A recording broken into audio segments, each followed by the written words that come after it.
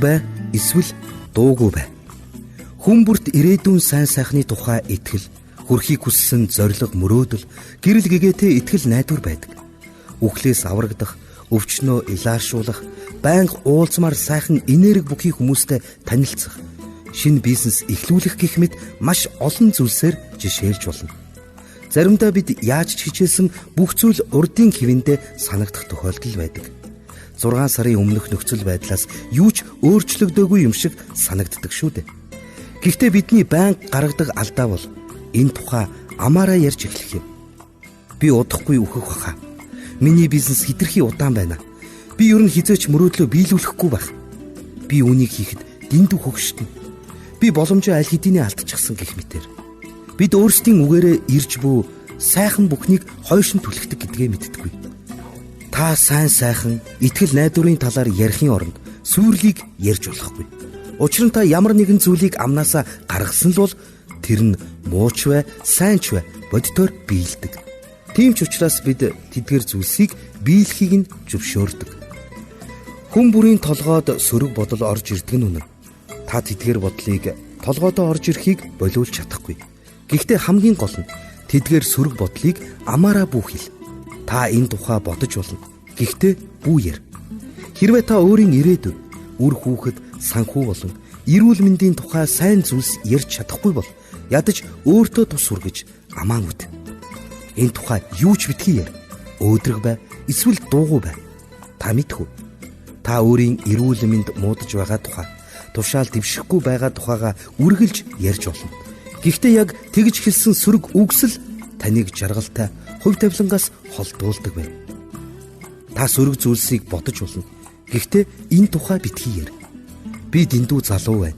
Би дэндүү хөгшин байна. Надад ямар ч боловсрал байхгүй. Надад ямар ч туршлага байхгүй. Би дэндүү их буруу зүйлс хийсэн гэж хэлэх амархан. Бид бүгдээрээ л шалтак тоочж чадна. Гэхдээ таал битгий тэгж үз.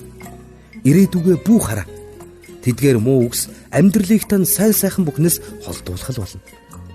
Заримдаа бидний хүсэж, мөрөөдөж, төлөвлөж байсан ажил удаж, бүтлгүүдэж, хүлээгдэж байгаа шалтгаан нь бидний хэлсэн сөрөг зүйлсээс болсон байдаг. Энэ бүхэн яагаад болохгүй байгаа тухай ярихаа болив. Хэдийгээр та ямар ч арга зам харахгүй байж болох ч таны төвчээртэй байдал бол арга зам нь байгаа. Таны нүдэнд боломжгүй юм шиг харагдаж байгаа ч та болно гэдэгт итгэжил чадвал бүхэл юм боломжтой байдгийг санаарай. Ямар нэг шийдэл харагдахгүй байгаа нь ямар ч шийдэл байхгүй гэсэн үг биш юм. Та үгээрээ амьдралаасаа буруу хүмүүсийг холдуулан зөв хүмүүсийг татаж чадна. Миний үеэлдүү 17 настай. Бид түүнийг хамтдаа Америк нэгдсэн улсын их сургуульд суралцуулахаар маш олон сургуулиуд руу хандаж байгаа юм. Зарим сургууль нийт хандсан бүх оюутнуудын ердөө 5% нь хүлээж авдаг. Тэгэхээр үлдсэн 95% нь татгалзсан хариуг сонсдог байх нь. Ингээд бодохоор ер нь тэдгээр сургуульд хандах хэрэг байна уу? Тэр 5% нь орно гэдэг бол маш хэцүү зүйл. Гэхдээ тэглээгээд би дүүдээ баяраа. Битгий урам уграарай. Гэхдээ би чамайг тэнцэнэ гэж огт бодохгүй байна л та гэж хэлнэ гэж юу. Бид амнаасаа гаргаж буй үгэндээ маш болгоомжтой хандах хэрэгтэй. Танд сөрөг бодол орж ирж болох юм. Тэглээгээд үүнийг үг болгон бүү гарга. Харин эсрэгээр нь гаргаж сур. Энэ нь хамаагүй дээр юм. Бүтэх арга зам үнэхээр нёгийг ч олж харахгүй байсан ч амаа үдэх хэрэгтэй. Хэрвээ та өөдрөг байж чадахгүй бол ядаж дуугүй бай. Та өөрийн ирээдүгээ урьдчилан хэлдэг. Хэрвээ та би үүнийг хизээж авч чадахгүй бах уу гэвэл та хизээж авч чадахгүй хിവэр л байх болно. Хэрвээ та энэ асуудал намайг үнэхээр хэцүү байдалд байлгах болно гэх бас та хэцүү байдалд байсаар байх болно.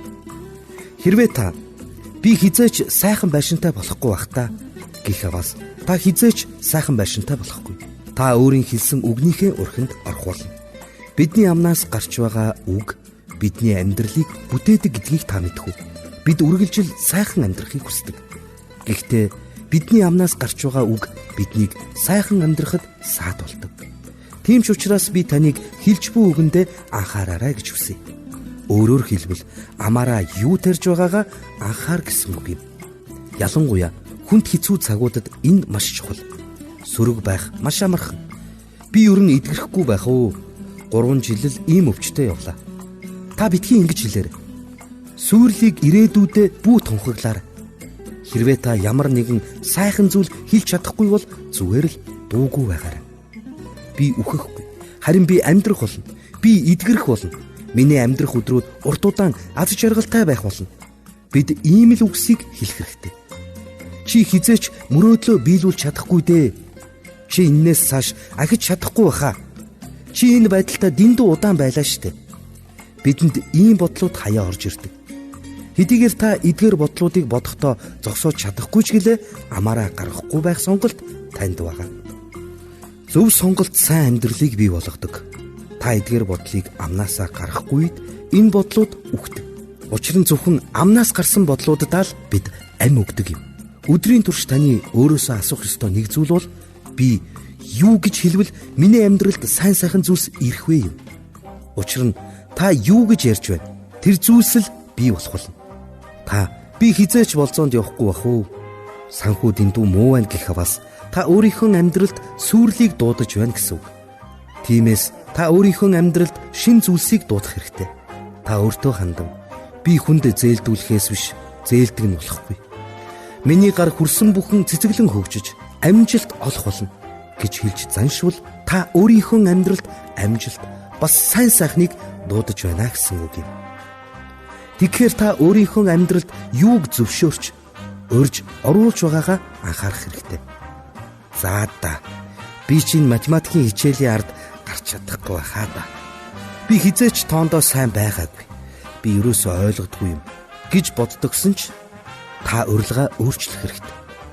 Надад мэрэгэн ухаан бий гэж хэлэх үед та мэрэгэн ухааныг урьж амьдралдаа татан оруулж байна гэсэн үг юм.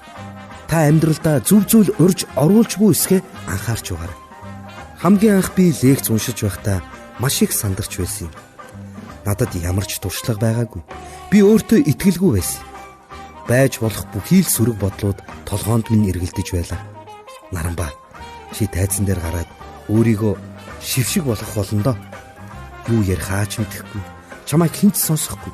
Чамд ямар ч туршлага байхгүй гэх мэт. Гэхдээ би тэдгээр сөрөг бодлуудтай өдрийн турш тэмцэлцсэний дунд би бол ухаалаг, чадварлаг, миний дотор их хүч бий зэрэг эерэг бодлуудаар сольж эхэлсэн. Гэрээсээ гарахын өмнө толинд хараад Наранбаа, чи бол үнэхээр үнцэнтэй. Чи яг энэ цагийн төлөө төрсөн хүн гэж хэлдэг байлаа. Мөн лекцүүдээс мань хаяа олон нийтийн мэдээллийн хэрэгсэл телевизүүдээр цацагдах үед миний дотор чи зурагтаар гарч яах нь? Бусад хүмүүс чамаас хамаагүй илүү чадвартай. Хинч чамайг сонгож үзэхгүй гэсэн бодлууд орж ирж ил байсан. Үүнийг би амаараа гаргахын оронд харин намайг зурагтаар хүлээж авч үзэж байгаа бүх хүмүүс сувгаа сольж чадахгүй байх болно гэж өөртөө хэлдэг байсан. Түүнээс хойш би олон загтал хүлээн авсан. Загтал дээр хүмүүс Наранбаатар доктороо би урд нь зурагтаар эсвэл фэйсбүүкээр ийм зүйлс огт сонсож байгаагүй.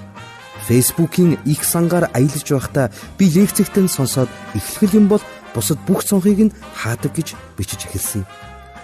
Еврей зүрцсэн үгэнд та удахгүй бий болох зүйлсийг өөрийн амаар дууддаг гэсэн байдаг.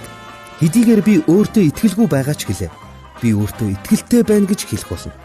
Хэдийгээр би өөрийгөө чадварлагаар мэдрэхгүй байгаа ч гэлээ. Би өөрийгөө чадварлаг нэгэн гэж хэлэх болно. Та өөрийгөө азтай гэж бодохгүй байж болох ч та өөрийгөө азтай гэж хэлэх хэрэгтэй. Нөхцөл байдал таныг амжилттай яваа нэгэн гэж бодогдуулахгүй байлаа ч гэсэн та өөрийгөө амжилттай нэгэн гэж хэлэх хэрэгтэй. Та өнөөдөр эрүүл мэдрэмж авахгүй байж болно. Гэхдээ та хүмүүст очиж яагаад бүх зүйл болохгүй байгаа тухай ярихаа бил. Харин өөрийгөө би бол эрүүл, хүчтэй, амьдрах эрч хүчээр дүүрэн нэгэн гэж хэл. Бидний амьдралд өөдрөг байхад хэцүү. Хүнд нөхцөл, цаг үеү тулгардаг. Энэ бүхэн аяандаа арилна. Гол нь та өөрөө зүгээр л чимээгүй. Юу бодож байгаагаа хүн бүхэнд битгий хэл. Танаас нэг зүйл асууя л да. Таны хэлдэг сүрэг үгс таныг хүсэж мөрөөдсөн газраас тань холдуулаад байгаа юм биш үү? Хэрвээ магадгүй та чимээгүй байж асуудал ямар хэцүү байгааг энэ бүхэн яагаад болохгүй байгаа тухай гомдлохоо болж найздаа хизээж амжилтанд хүрэхгүй тухайга хэлэлгүйгээр зүгээр л амаа өвдөх юм бол танд саад болоод байгаа хан нуран унах юм биш үү? та төсөөлөд үз. Тэр л ханны зам. Таны хүлээж буй эдгэрэл, хөгжил, дэвшил, мөрөөдөл байна. Өдөр бүр та тэдгээр ханнуудын тухай, асуудлуудын тухай бодохдоо юу гэж хэлдэг вэ? Энэ ханнууд хизээч нурахгүй нэ, Наранба. Би энэ тухай 10 жилд байхасаа л бодож ирсэн. Өдийг хүртэл бүтээгүй юм чинь би хизээч өөрийн бизнесээ эхлүүлж чадахгүй байх гэж үү? Би танд хандан хэлье. Хэрвээ танд хэлэх ямар нэгэн сайн зүйл үгүй бол чимээгүй. Сүрэг үгсээрээ ирээдүйнхэн амьдралд ирэх сайхныг бүүтүүлэх. Хэрвээ та сүрлийн тухай, энэ бүхэн яагаад болохгүй байгаа тухай ярьж эхэлсэн л бол чимээгүй. Заримдаа юу ч өөрчлөгдөхгүй, нэг хിവэрээ хитрхи удаад байгаа юм шиг санагддаг. Өдөр бүр ажилдаа явж, хамгийн сайнаараа ажилласаар байхад тушаал дэвшихгүй л байгаа бах. Гэхдээ энэ бол шалгуурын цаг.